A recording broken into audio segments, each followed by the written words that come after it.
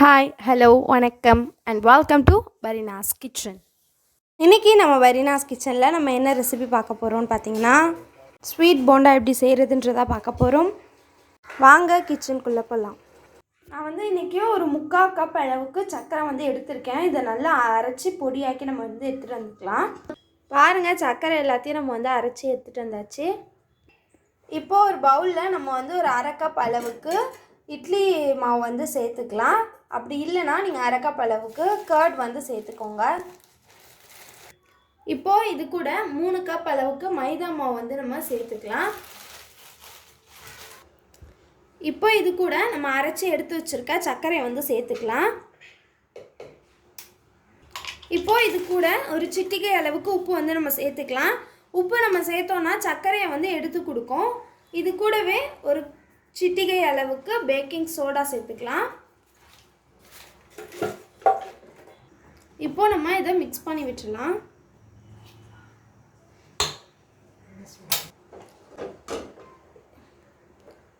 இது கூட 2 table spoon அளவுக்கு எண்ணெயை நான் சூடு பண்ணி இதில் சேர்த்துருக்கேன்.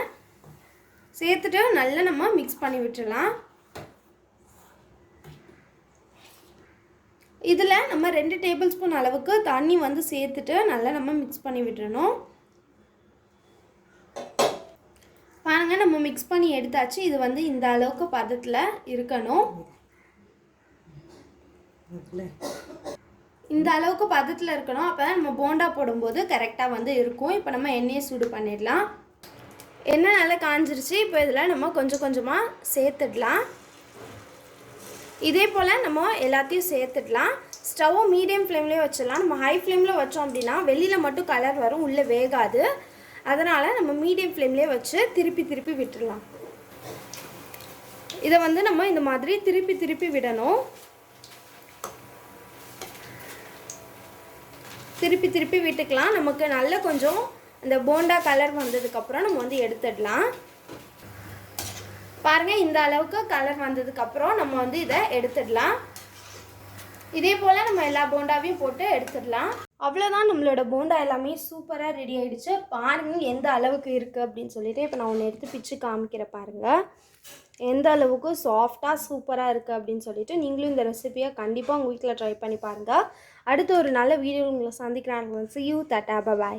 இந்த வீடியோ உங்களுக்கு பிடிச்சிருந்தா லைக் பண்ணுங்கள், ஷேர் பண்ணுங்கள், கமெண்ட் பண்ணுங்கள். மறக்காமல் பரீனாஸ் கிச்சனுக்கு சப்ஸ்கிரைப் பண்ணிவிடுங்க. கூடவே பக்கத்தில் இருக்க பெல் ஐக்கானையும் கிளிக் பண்ணுங்கள். ஸோ தென் என்னோடய வீடியோஸ் உங்களுக்கு வரும். Tata, bye bye.